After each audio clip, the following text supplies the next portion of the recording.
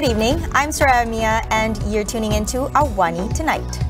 PM says debating between candidates not a culture. And how can misinformation by cybertroopers risk the country's democracy? More on that coming up.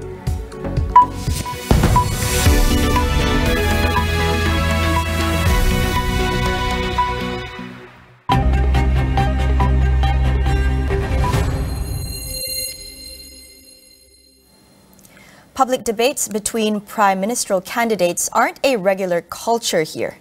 Prime Minister Datuk Seri Ismail Sabri Yaakob said this in response to opposition leader Datuk Seri Anwar Ibrahim's proposal for them to battle each other on policy matters in the run-up to GE15.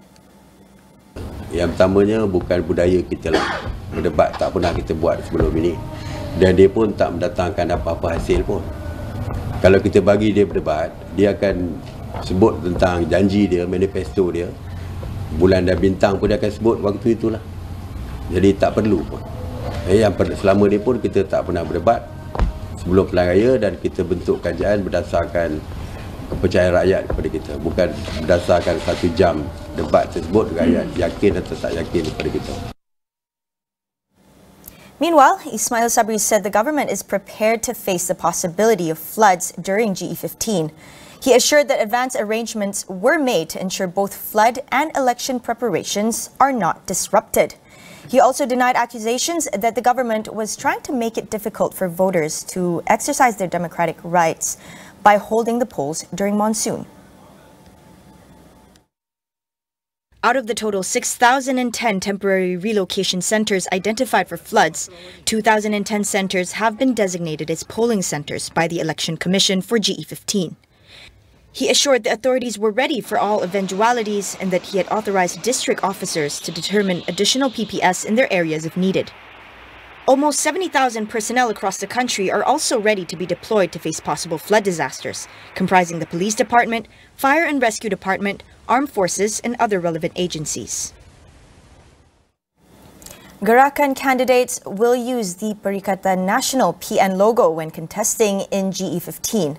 Party President Dominic Lau said the decision was made after the PN Central meeting last week. Speaking at Bayan Baru PN Operations Room in Georgetown today, Lau added that Gerakan aims to contest in 18 parliamentary seats in GE15. Gerakan had earlier considered using its own logo in GE15, which is well known especially among Penang voters. The party had won the state administration back in 1969 under its own logo. Gerakan exited the Barisan Nasional Coalition soon after GE14, after losing all the seats it contested nationwide. Penang Gerakan chairperson Or Tong Kyong had admitted before that Gerakan may face another challenge in GE15 as some of its loyalists still think that the party is with BN, and with the PN logo being relatively new, many of the older voters might not be able to recognize it. Apart from Gerakan, PN also comprises PAS, Parti Solidariti Tanah Airku STAR, and Sabah Progressive Party SAPP.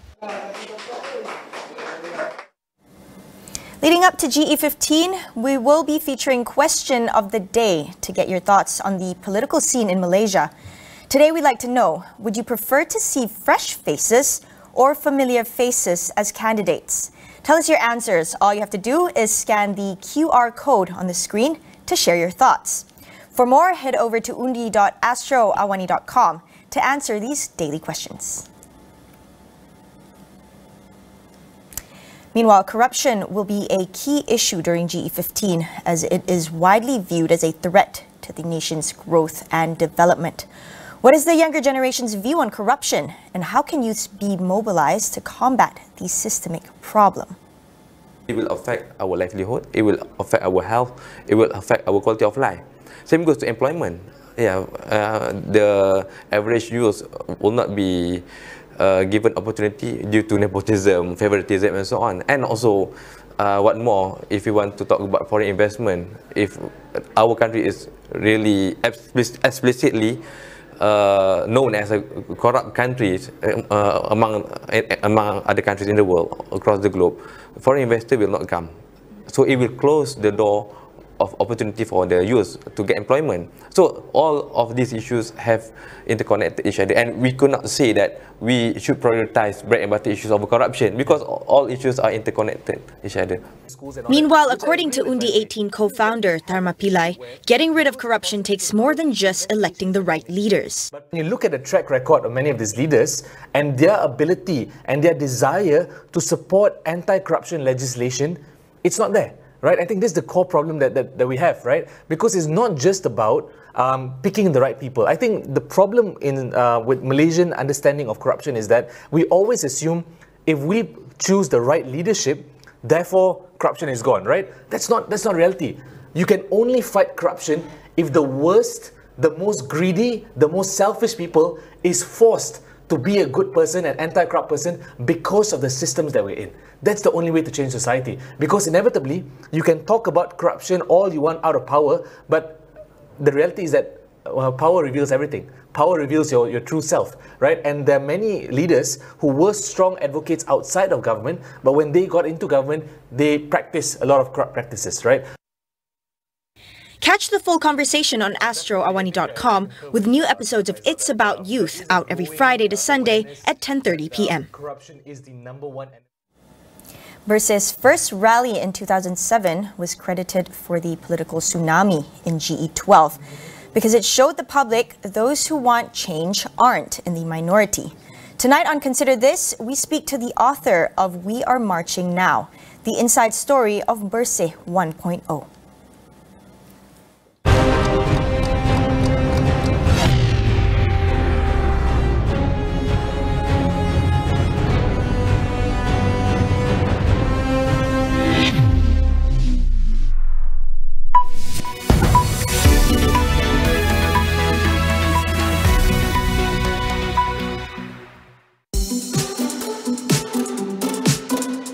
Alami kehebatan dunia Unified TV dengan lebih 70 saluran premium dan 16 aplikasi penstreaman. Tonton dan nikmati rancangan kanak-kanak, liputan sukan, drama Korea dan filem terkini bila-bila masa di mana jua. Dapatkan Unify hari ini. Hey Pak Sojun, nampaknya hari ini akan sangat sibuk. Bagaimana anda mulakannya? Mestilah dengan sarapan berhasiat.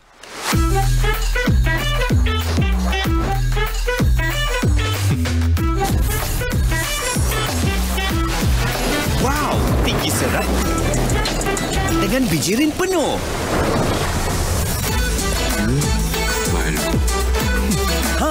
Macam ni barulah penuh tenaga untuk mulakan hari. Jom minum Milo.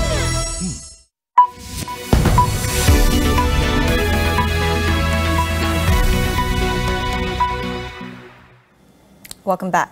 An EU report suggests that Malaysian political parties on both sides of the divide engage in the use of cybertroopers, most commonly on Facebook and Twitter. Dr. Benjamin Loh, lead project investigator in the report, breaks down how misinformation can risk our country's democracy.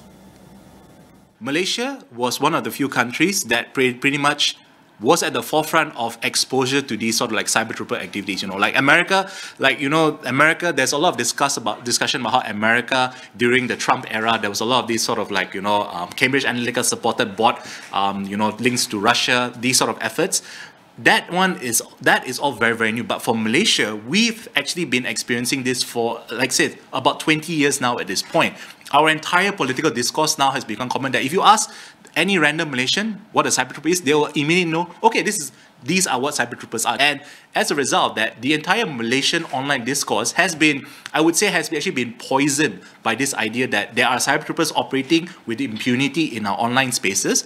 And as a result of that, it's incredibly destructive to our democracy, because when you see any viewpoint that you feel is partisan or is politically motivated, people's first thought in their head is that must be a cybertrooper. They can't be a real person. And as a result of that, that just means that people don't engage in debate. When it comes to tackling misinformation online, Loh said it all boils down to political will.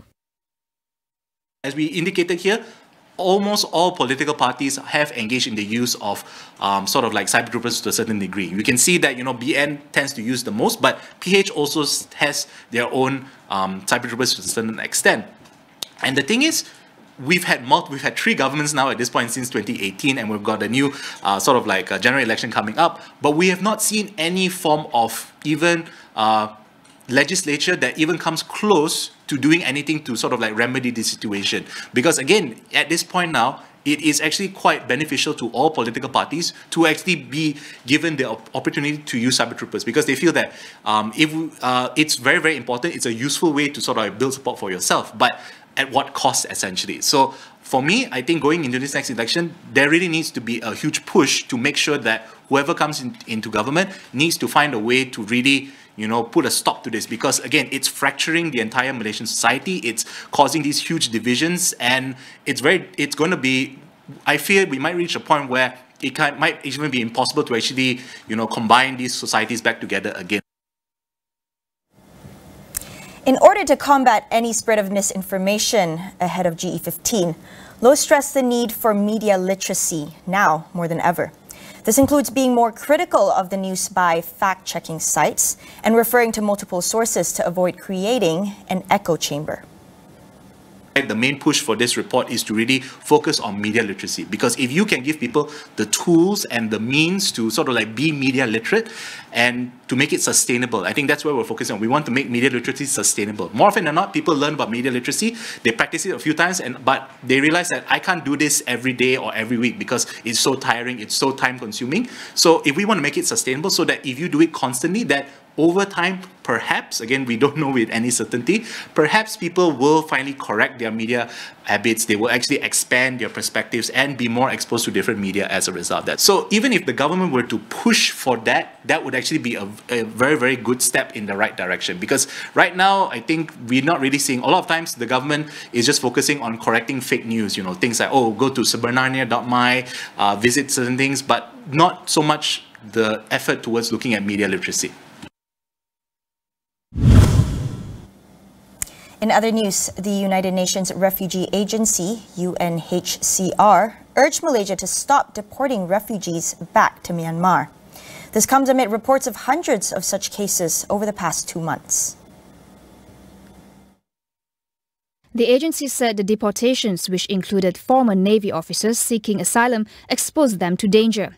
It also violates the international law on non-refoulement or forcing the return of refugees or asylum seekers to a country where they are liable to be subjected to persecution.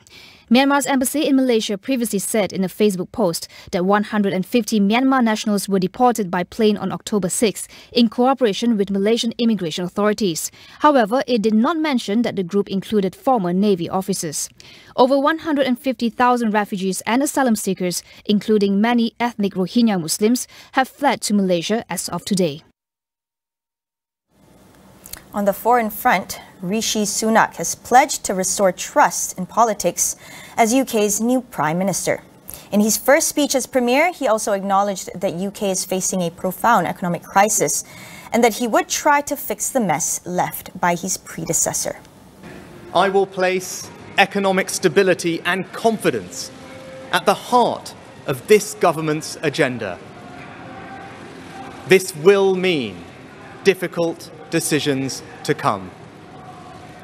But you saw me during COVID doing everything I could to protect people and businesses with schemes like furlough. There are always limits, more so now than ever. But I promise you this, I will bring that same compassion to the challenges we face today. The new Prime Minister also acknowledged he has work to do to restore trust in the Conservative Party after all that has happened. Sunak became British Prime Minister after being asked to form a government by King Charles III. He is the UK's third leader in 7 weeks after winning a Tory leadership contest triggered by Liz Truss stepping down. Sunak ruled out an early general election despite calls from the opposition parties. Once again, we want to hear your thoughts on GE15. Here's the question of the day displayed on the screen. All you have to do is scan the QR code on the bottom left of your screen to share your thoughts. The results of these questionnaires will be revealed daily. Be sure to exercise your right to vote this November 19th. My name is Saraya Mia. Thank you for watching, and we'll see you again.